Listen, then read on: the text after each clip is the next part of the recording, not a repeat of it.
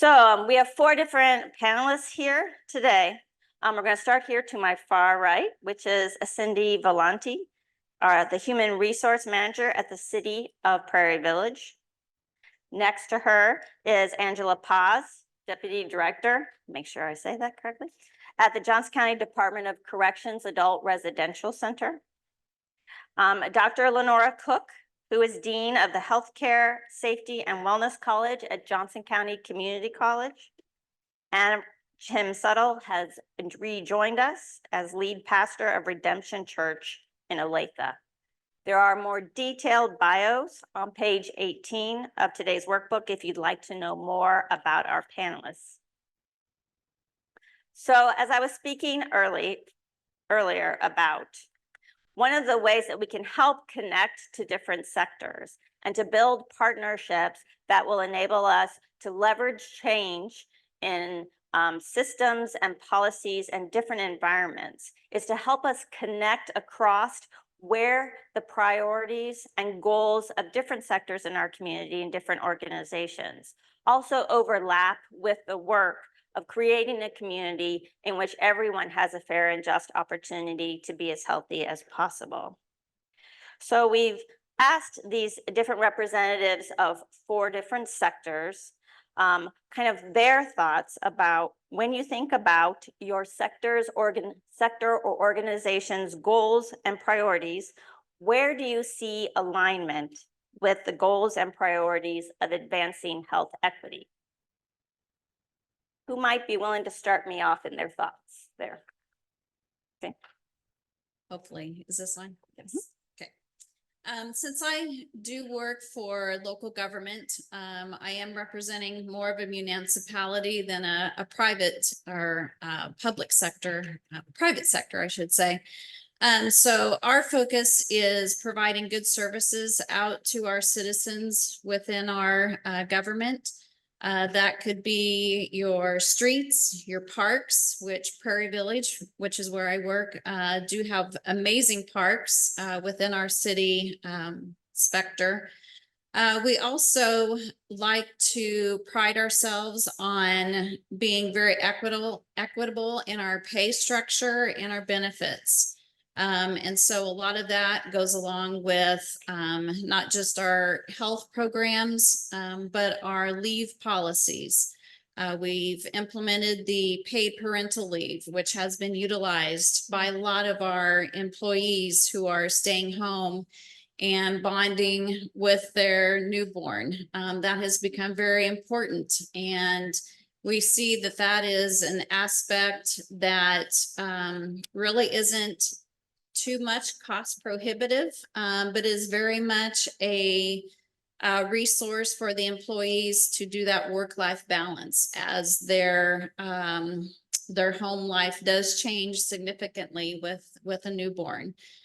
So those are just the areas that I thought of as I was gathering information for this, but I think it's kind of two-sided for us in the business realm, is that you want to take care of your citizens or your people around you within your community of work, and also your people that do the work for those services, that you're maintaining a very good work-life balance for them. Mm-hmm. What about others? Good morning. So I represent the justice involved individuals. That's the lens that I'm speaking through. And I think with everybody in this room, it probably is difficult for you to understand that we story of our justice involved individuals. And so I want to just talk a little bit about the goals that we have for that population that we serve. And you're going to see the connection pretty easily. But really our top three goals that we try to accomplish with our justice involved population is what we call reducing recidivism. And what that really means is we're trying to reduce the risk of these clients so that hopefully they're not re-entering the criminal justice system. The second thing that we try to do is create long-lasting behavioral change with these individuals. They've had a lifetime of criminal behavior, and we're trying to change that. And change is hard for anybody, yet somebody coming from the background that most of our clients go through. Along with that is we're trying to create client self-sufficiency. We're trying to teach them how to survive on their own once they leave the custody and control of Department of Corrections. And then the third thing is that how do we safely return them back into the community in which we live? And I share those three things because you need to understand what we're doing and think about the clients that we serve and the background that they come from. And then think about Maslow's hierarchy of needs, right? It's a simple triangle. If you're not familiar, there's 5 stages in it. And if your basic needs of food and shelter are not met, how are you going to do the work that we're requiring you to do? We're saying, hey, go get a job. Hey, go to this class. Hey, I'm going to teach you this skill. And if their stomach's rumbling and they have no place to go, there is no way that they're going to be able to move up that hierarchy ladder. Those basic physiological needs are survival needs. And if those survival needs aren't met, the work that we require them to do can't happen. The next level of that hierarchy is really the safety needs. And that's where healthcare comes in, because if we can provide them with a home, if we can provide them with food, we can provide them with those basic needs, then we have to make sure that they feel safe and secure and that they're healthy enough to do what needs to be done. The human body, can't function without those physiological needs. And so if you look at the goals that we've set for the clients that we serve, that foundation has to be there in order to meet the goals that we have. So that's how we intersect with the healthcare system.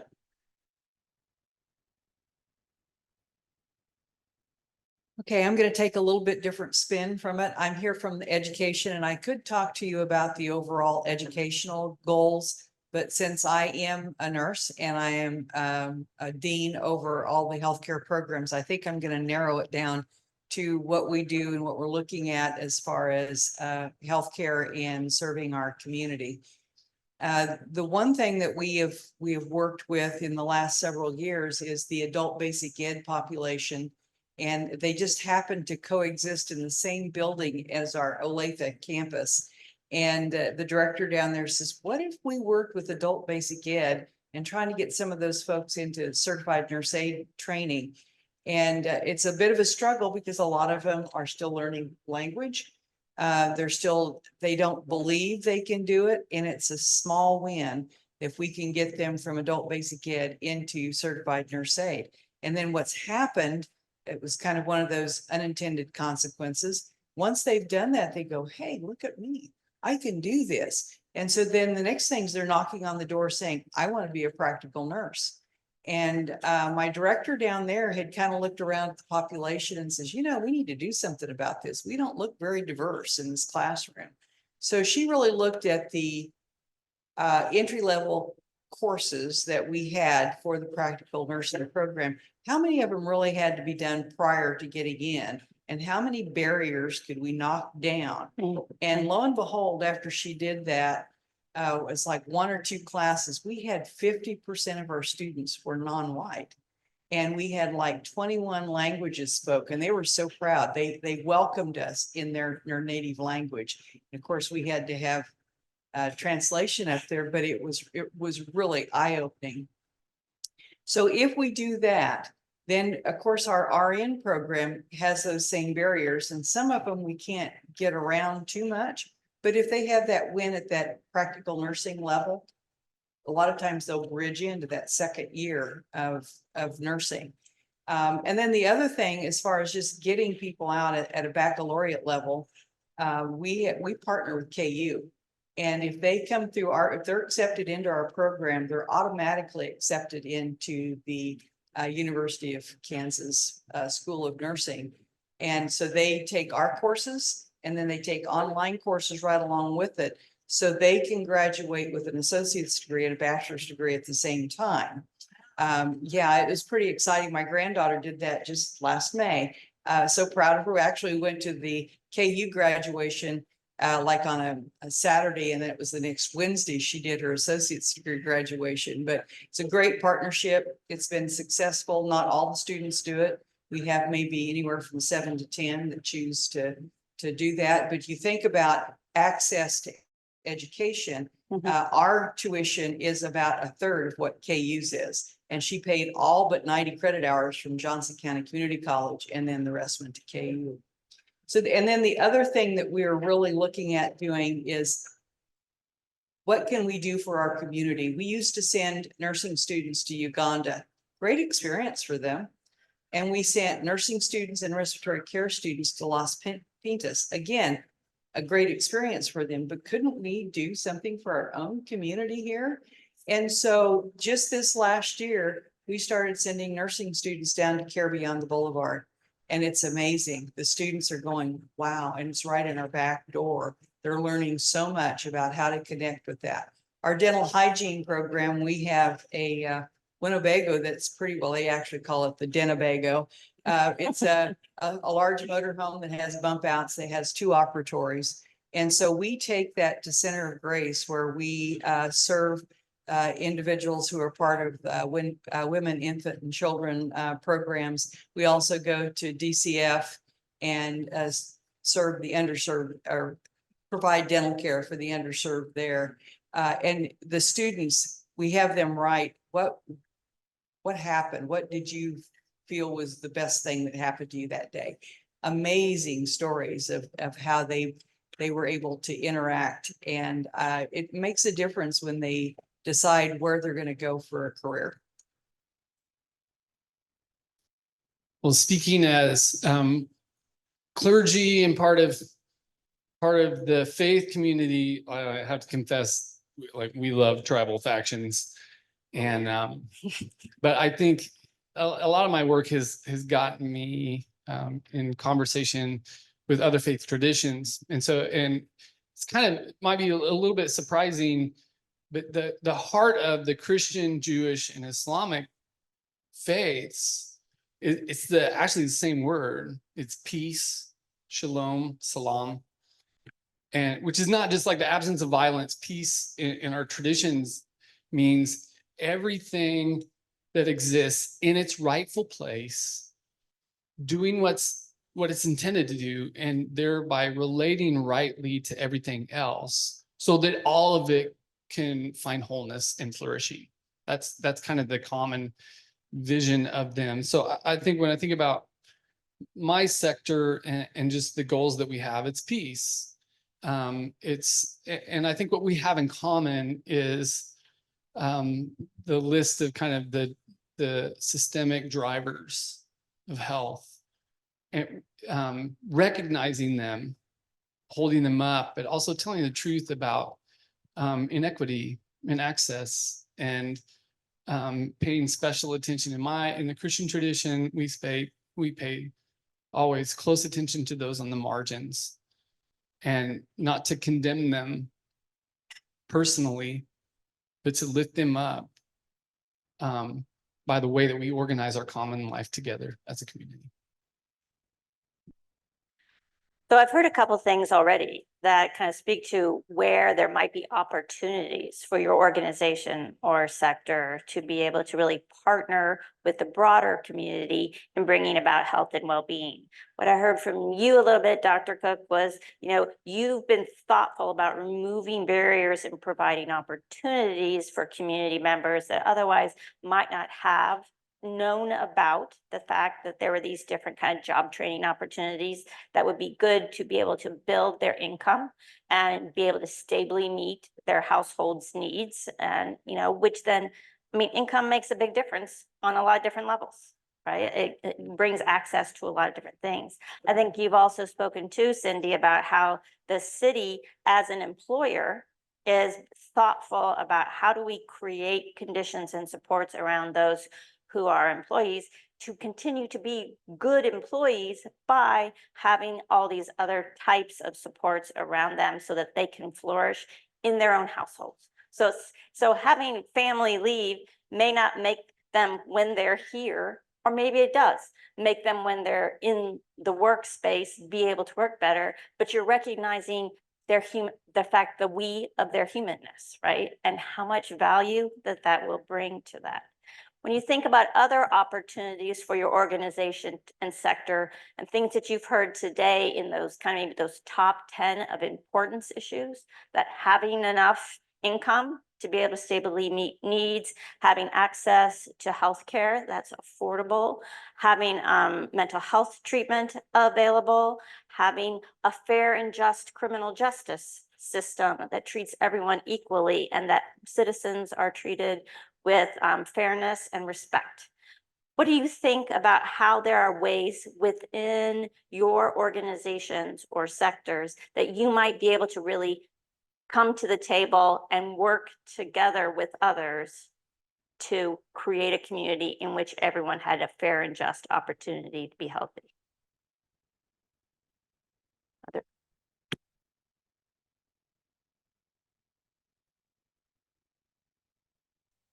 One thing that came to my mind as we were discussing, and it really becomes very aware, is our wellness programs and incentivizing employees to take advantage of getting their screenings done, being aware of any health conditions that might impact your overall healthcare costs, because in the end, if you're not taking care of something that is maybe lingering and you don't know about it, then it becomes a major health issue. And that major health issue obviously is going to be a lot more costly than a biometric screening or a mammogram or your colonoscopy or whatever.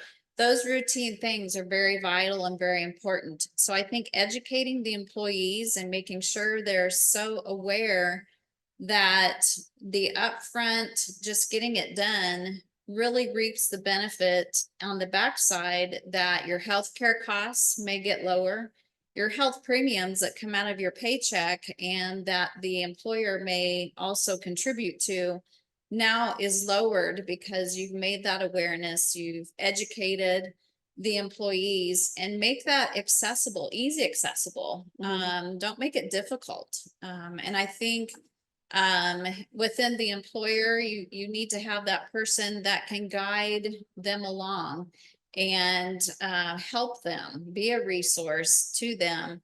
And I think that impacts all the areas around us if you do provide that. So, Angela, when I think about the things that you're trying to do as people touch your system and then you want them to leave and leave successfully so they can return and really civically engage and contribute to this community. And I'm sorry if I make a weird sound. What is the impact of broader conditions that make it challenging for your clients? Things like the cost of housing and the incomes that they can get, access to healthcare once they leave your system. How is that challenging? So you've really listed the top 3 things Oh. that affect our clients. In order to go from an in custody setting where we've taken care of your housing and your food and other basic needs, to getting them back out in the community, housing is a top priority. And that's why we've been able to address for our criminal justice population, our problem solving bed program, which offers housing for those free of charge who find themselves to be homeless. So we can address that one barrier. We have a lot of great resources, and Dr. Cook, we utilize JCC quite frequently with our population. And what she said is so true. You get somebody in, which we do in a lot of trade skill courses, and they see the success, they continue and they flourish. But they need to know that that resource is available and they need to have that opportunity. So that's a barrier that we can work with. Employment is so important. And that's something that we can do, offering services to the clients to teach them not only how to get a job, but how to keep a job. Because again, we're after long-term change, not, hey, I can get you a job and leave and go and be well. We want a job that is really more of a career where they're earning a livable wage so that they can afford the housing and hopefully afford the healthcare, which would be the third thing. Our clients, when they prioritize, where does healthcare fall for them? Bottom. It's the bottom, and they are going to not prioritize that until they are successful isn't the right word, until they are comfortable enough in their housing, in their employment, before they're going to prioritize that health care. And so for us with corrections, we address the barriers that we can address, but this is so complex that healthcare is something that really holds our clients back because these individuals are incarcerated, and therefore a lot of the services that are out there and in the community, they're not eligible for. And so that's an extreme barrier that we have to work through. And especially if we talk about our problem-solving bed population, which is a non-custodial. But if they go and they apply for any sort of benefits and they put the address, which is known for the adult residential center, they get denied just based on that address, and the companies or the organizations not taking the time to even consider because they think they know the story. This person is incarcerated, therefore they are denied. And that's not the case. They're there for a short term because they have a housing insecurity issue and they need those benefits in order to move them from our facility to back out in the community. And so it's a very complex system, and we need everybody in order to make the we change that we've talked about. And so I hear that you have successfully made some connections, like to the higher education opportunities that helps you meet your goals and priorities, but yet there are still barriers to other systems, like a more sustainable healthcare response for those that are leaving your system that would help them be successful, because you ultimately have to track who comes back. Right. So you're highly invested on people who leave, that they have the supports and they have the knowledge and skills to be able to be successful out in the community. Yes, and we know too, the more that we can establish before they leave, the more successful they're going to be after they leave. But unfortunately, if you're in a custodial setting, you can't apply for disability. You can't apply for benefits until you walk out that door. And so what we do is we provide the resources, then we say, this is how you access the resources. But we know if we have it established before they walk out, they're going to be able to be more successful knowing that information. And that's a good example, because that really is a systems and policy issue. Correct.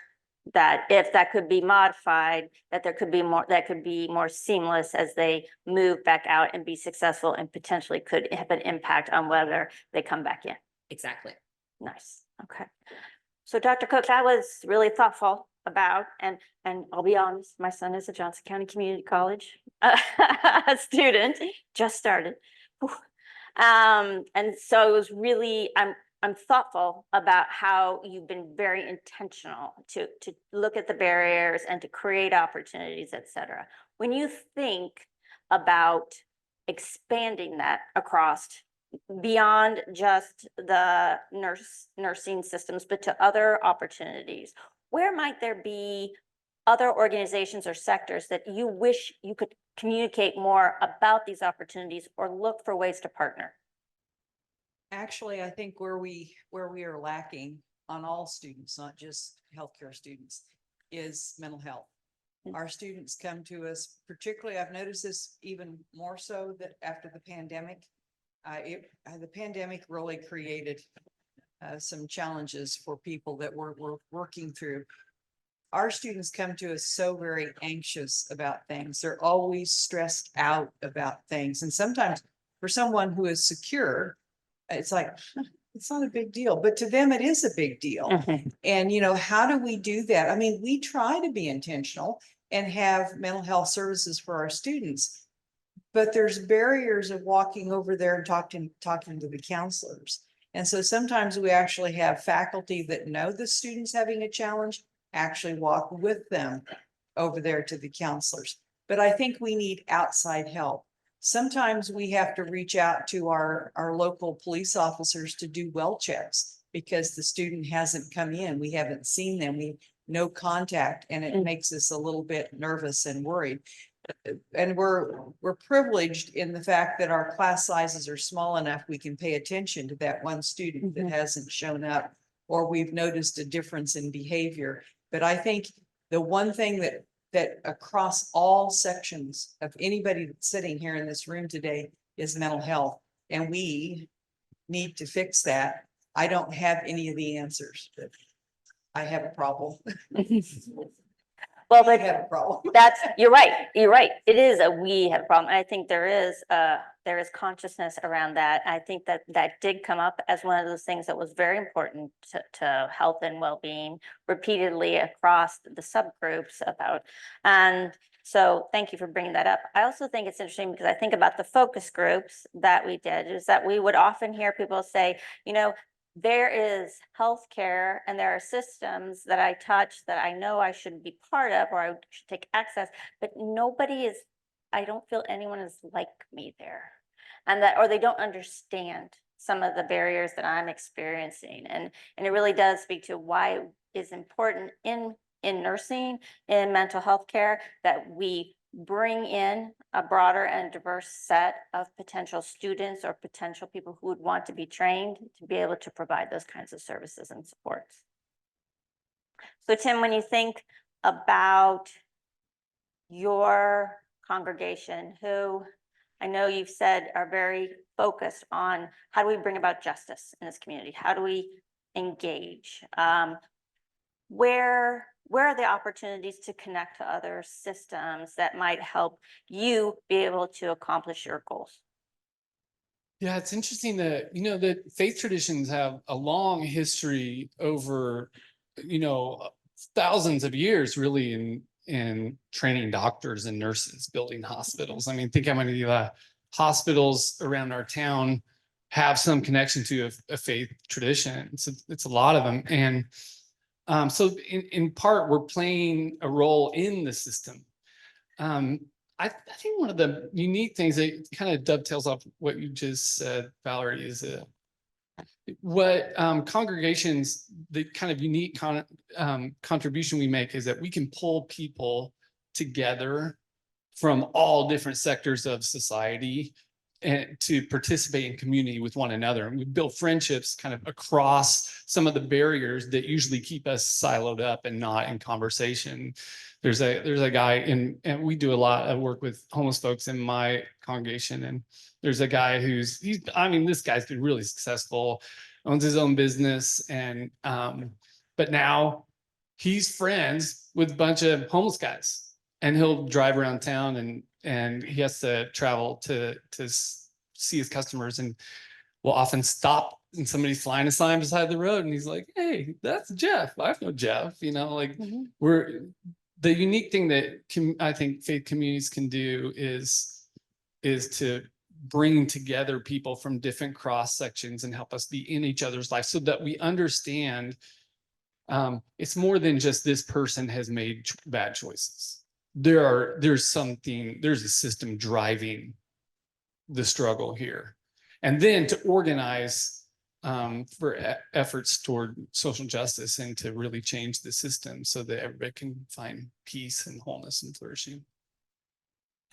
And I think I'm always thoughtful about the fact that we have all made bad choices. But some of us have the privilege to have supports around us that were able to catch us or redirect us or say, here's a second chance. Yeah, one of my favorite quotes, Alexander Solzhenitsyn said, the line between good and evil does not exist between people. or between groups of people. It goes right down the center of every one of us. And so this is something that unites us, not something that divides us. If we begin with that confession and we cultivate that in our communities, it becomes a lot easier to pivot to the systemic drivers and pay attention and try to change. So kind of wrapping up next, what kinds of things have you heard so far today that maybe have been things that maybe surprised you or made you go, ooh, I should be thoughtful or think about that, or maybe reach out to a person from there? Or are there also ways that maybe you feel like you could make you as an organization or system or a sector, make a contribution to us being able to understand what this community looks like, what some of those barriers are, and how we might get better?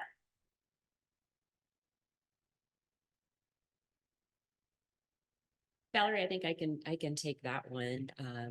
I think, being in a room full of individuals here at a summit like this, we're all problem solvers, right? We all want to see a problem and we all want to come up with a solution for the problem. And I know when you posed this question to us a couple of weeks ago, I'm like, oh, I'm going to have this solved by the time I sit up here on the panel. And to be honest with you, what can we do as an organization that can kind of help? It really just falls into recognizing what your agency is good at. And for us, we are great at data collection. We have so much data that we could share and make it that we story that Tim so thoughtfully talked about this morning. And that might be all that we can do. But if we have enough of us doing that, we're going to get to that abundance that he spoke about. It's not going to be a I, it's going to be a we. Other thoughts?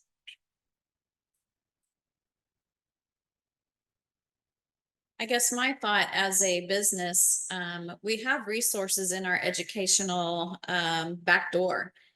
Johnson County Community College is a great resource. And so if we bring that forward into a business perspective of opportunities, we definitely encourage professional development. But I think identifying certain areas, how can we highlight the fact, if you are looking for advancement in a profession or a skill, put that out there, make them aware of it. And I think the justice system, definitely hearing today, and I used to work for a different county, and knowing the struggles for the corrections community, it gave me a big reminder today, now that I'm kind of distanced from it a little bit, but it's a problem that is growing and continually growing.